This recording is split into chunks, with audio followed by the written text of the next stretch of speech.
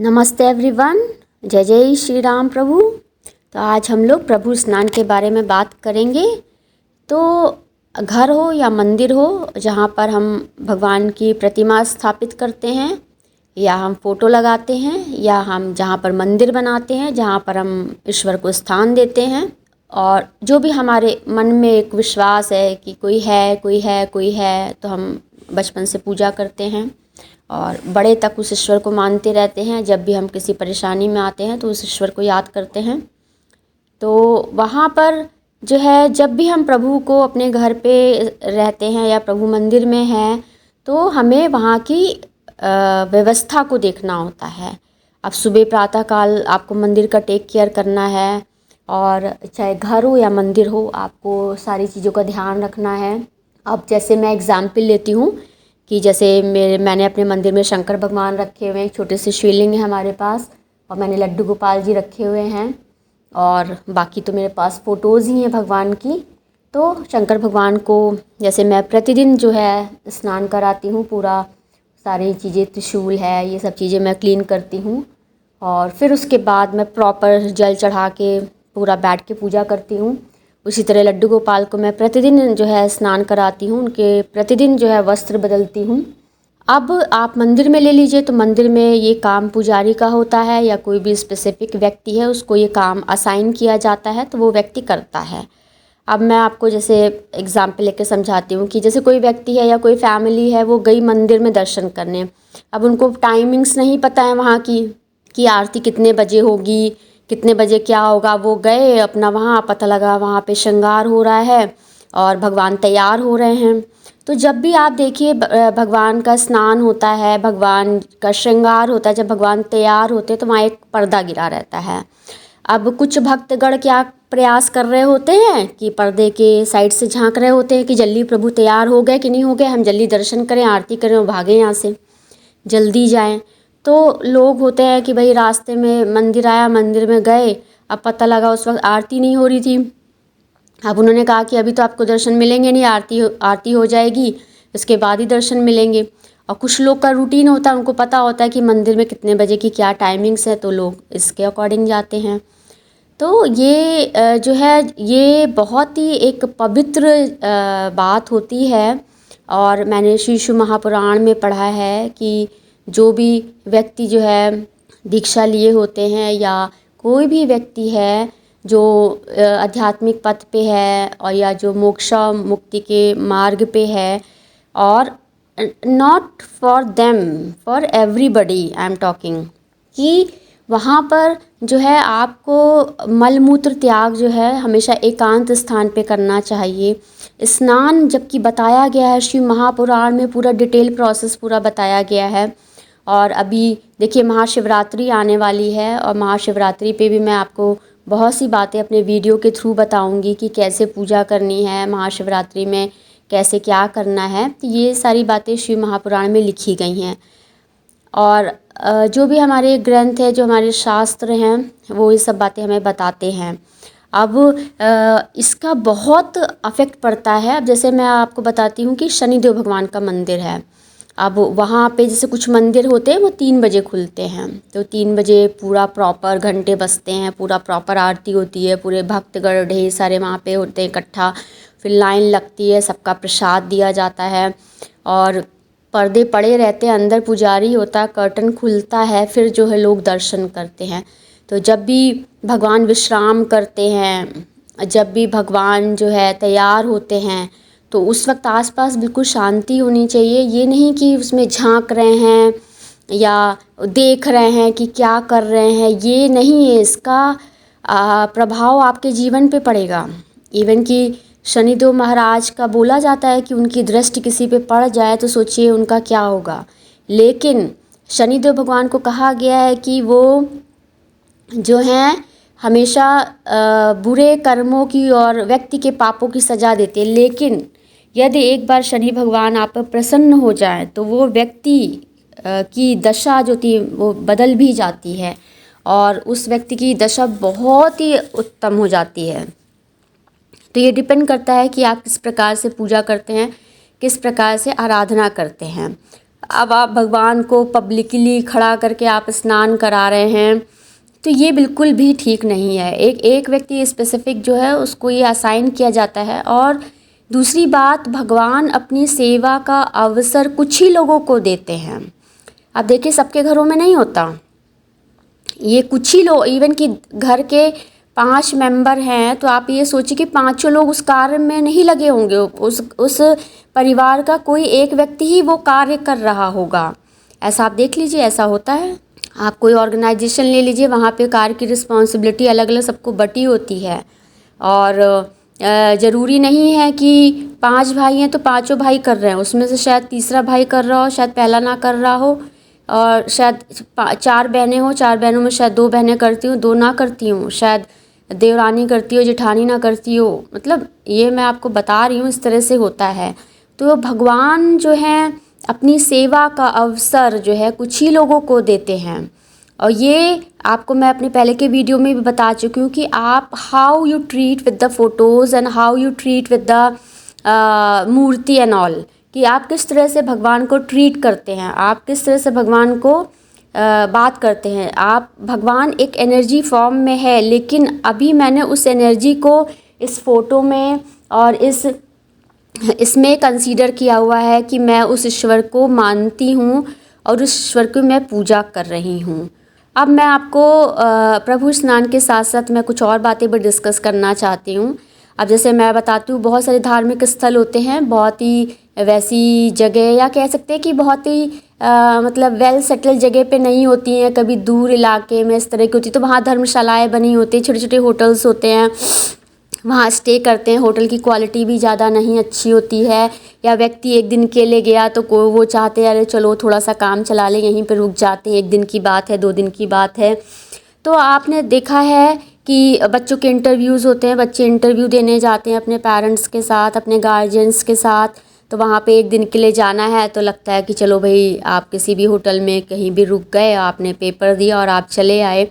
तो पहले के जो है होटल्स हो, ये धर्मशालाएँ कैसी कैसी होती थी, देखिए वॉल पे कुछ कुछ लिखा होता है, कुछ अजीब से गंदे से चित्र बने होते हैं। इवन कि मैं छोटी धर्मशाला और होटल की बात नहीं कर रही हूँ, इवन कि मैं अच्छे अच्छे इंस्टीट्यूट की लाइब्रेरी की बात कर रही हूँ। मैं बहुत सी लाइब्रेरीज़ गई हूँ और मैं वहाँ बैठ के बहुत पढ़ाई करती। अब पता लगा कोई बुक खोली और पता लगा जिस टेबल पे आप बैठे हुए हैं उस टेबल पे देखिए कुछ कुछ बना हुआ है। अब पता लगा आपको बुक में कुछ डिज़ाइन मिल गई, आपको कुछ कुछ बना हुआ है। तो ये लोगों की मानसिकता है। ये आज की बच्चे कर रहे हैं या बूढ़े कर रहे हैं या यंग कर रहे हैं, कौन कर रहा है? जो वहाँ पे आ रहा है, जो वहाँ पे पढ़ाई कर रहा है। तो ये इंसान की मानसिकता है। तो अब आप प्रश्न ये उठता है कि आज हमारी मानसिकता इतनी गिर गई है कि हम ड्राइंग कर रहे हैं, हम जो पढ़ाई है, जो विद्या है, जो माँ सरस्वती माता ने जो हमें विद्या दी है, जो अच्छे अच्छे ऑथर्स ने बुक लिखी है, हम उस बुक की पढ़ाई के साथ साथ ये उल्टी सीधी ड्राइंग बना रहे हैं, कुछ गंदे गंदे जोक्स कर रहे हैं, कुछ गंदी बातें कर रहे हैं।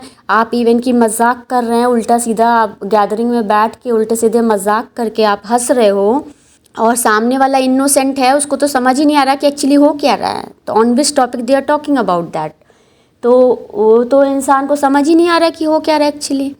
तो ये मैं अब आपको बताना चाह रही हूँ कि अब लाइब्रेरी में देखिए कितने लोग आते हैं, कितने लोग जाते हैं। लाइब्रेरी एक ऐसा स्थान है जो पढ़ने के लिए होता है। बच्चे वहाँ पे रात रात में कुछ लोग वो हॉस्टल में वो रहते हैं, अब एसी तो वहाँ होता नहीं, तो लाइब्रेरी में बैठ के सो जाते हैं, वहीं पे बैठते पढ़ते रहते हैं। अब इतनी गर्मी में हॉस्टल में कौन रहेगा बताइए।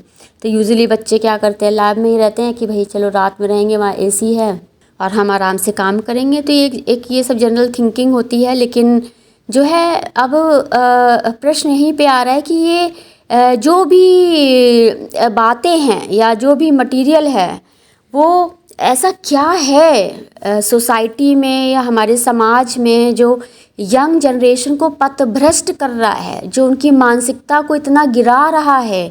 हम ऐसा क्या देख रहे हैं, हम ऐसा क्या सुन रहे हैं, हम ऐसी कहाँ पे रह रहे हैं, या ऐसी क्या बातें हो रही हैं जो हम इतने पथभ्रष्ट होते जा रहे हैं। देखिए, जब भी जीवन स्टार्ट होता है तो हमेशा हमें 2 ऑप्शन मिलते हैं, एक अच्छा एक बुरा। You have to choose that कि which one you like that. 2 statement है कि ये है कि ये है, 2 बातें हम आपने आपसे कह दी। अब आप देख लीजिए आपको ये ठीक लग रहा है कि ये ठीक लग रहा है। तो एवरी टाइम कुछ कुछ आपके सराउंडिंग्स में कुछ कुछ इस तरह से होगा कि आपको पथभ्रष्ट करने का। अब जो बहुत ही कमज़ोर व्यक्ति है वो तो 2 मिनट में पथभ्रष्ट हो ही जाएगा। अब करे क्या बेचारा, उसको तो सरवाइव करना है। अब क्या करे यहाँ पे। अब दोस्त आपको ख़राब मिल जाए तो एक अच्छे व्यक्ति को ख़राब कर देंगे। दोस्ती में लोग कितना ख़राब हो जाते हैं, दोस्ती में लोग पता नहीं क्या क्या उल्टी सीधी करते हैं। अब यदि ख़राब दोस्त मिल गया आपको, यदि आपको अच्छे दोस्त हैं, यदि आप भी अच्छे और आपके दोस्त भी अच्छे, तो वहाँ पर चीज़ें ख़राब नहीं होती। इसलिए कहते हैं मित्रता है, रिश्ते हैं, ये सब बहुत ही सावधानी से बनाने चाहिए कि कब क्या कुछ हो जाए, तो इन सब चीज़ों का ध्यान रखना चाहिए। तो आज मैं फिर से यही प्रश्न उठा रही हूँ कि आखिर ऐसा समाज में है क्या। अभी हम ये कह रहे हैं कि बच्चे मोबाइल यूज़ कर रहे हैं, बच्चे गेम खेल रहे हैं। अब भाई आप गेम लगाओगे तो खेलेगा तो ही आदमी। तो आप मेन बात फिर वही बात है कि मार्केट में गए, अब हमें रवा चाहिए, रवा जब होएगा ही नहीं तो हम कहाँ से खरीदेंगे। और सपोज़ दैट अब देखिए कोविड के टाइम में ऑक्सीजन सिलेंडर नहीं मिल रहे थे, अब अवेलेबल ही नहीं है तो कहाँ से मिलेगा। अब हर व्यक्ति परेशान है।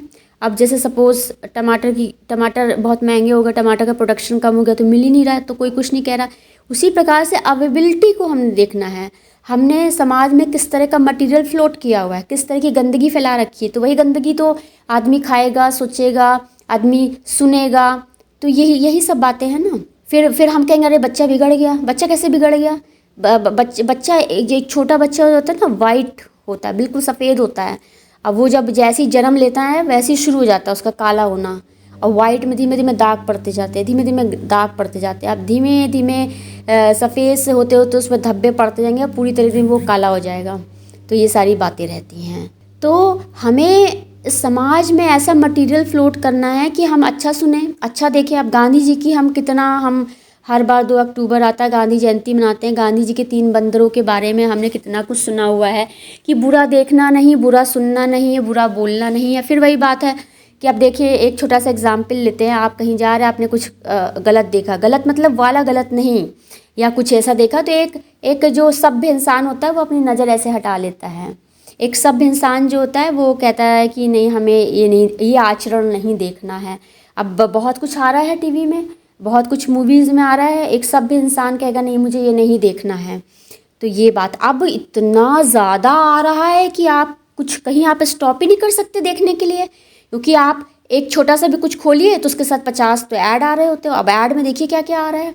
अब आपने जैसे ही कुछ खोला नहीं तो फिर इधर से विज्ञापन आ रहे हैं, फिर इधर से आ रहे हैं, फिर कुछ आ रहा है, फिर आपने एक साइड खोली, बीच में कई तरह की साइड्स खुल जाती हैं। तो ये कब तक आदमी इग्नोर करेगा। अब एक क्यूरियोसिटी है, भाई क्या लगा जरा देखें क्या है। अब बच्चे हैं, छोटे हैं। अब आपको अब जब वही बात है कि आप सिगरेट बेचोगे तो कोई ना कोई तो खरीदेगा ही। प्रोडक्शन क्यों कर रहे हो, करना क्यों है। शराब बेचोगे तो लोग पिएंगे ही। भाई हमने अल्कोहल के बारे में पढ़ा, हमने फर्मेंटेशन किया, ये किया वो किया, फिर क्यों बनाना क्यों है, करना क्यों। फिर वही बात आती है। अब मार्केट में अच्छे कपड़े ही नहीं अवेलेबल होंगे तो पहनेगा कौन। अब देखिए आजकल क्या ट्रेंड आ गया ड्रेसेस का। अब एक मैं एग्जांपल बताती हूँ। एक बार मैं गई अपने बच्चों के लिए फ़्रॉक लेना, वहाँ फ़्रॉक अवेलेबल नहीं है। आजकल कोई भी कपड़ा लीजिए तो या तो इधर से कुछ फटा है, या तो उधर से कुछ फटा है, या उधर से कुछ फटा है, कुछ ना कुछ वहाँ पे कुछ ना कुछ फटा ही रहता है।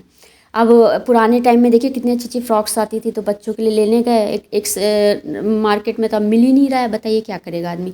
तो फिर वही बात है, अब हम गए वहाँ पे कुछ ख़रीदने के लिए, अब वो अलसी मिल नहीं रही मार्केट में, अब उसकी दुकान पे अवेलेबल नहीं थी तो हमें नहीं मिली। तो उसी प्रकार से समाज में ऐसा हो क्या रहा है, हमारी न्यू जनरेशन कैसे पथभ्रष्ट हो रही है, तो ये देखना पड़ेगा। अब भगवान है हमारे, भगवान को हमने घर में स्थान दिया है, तो ये हमारी जिम्मेदारी है कि हम उनको भोग लगाएं, उनको सही टाइम पे सुलाएं, सही टाइम पे उनको आरती करें, पूजा करें। तो ये सब चीज़ सबकी जिम्मेदारी होती है। या तो फिर एक व्यक्ति असाइन कर दीजिए उसी काम में। अब व्यक्ति के पास इधर भी काम उधर भी काम, तो व्यक्ति कैसे करेगा। और एक ही व्यक्ति पे बोझ डाल देंगे आप, तो वो व्यक्ति ज़्यादा से ज़्यादा 10 साल चलेगा, 20 साल चलेगा और फिर वो टूट जाएगा।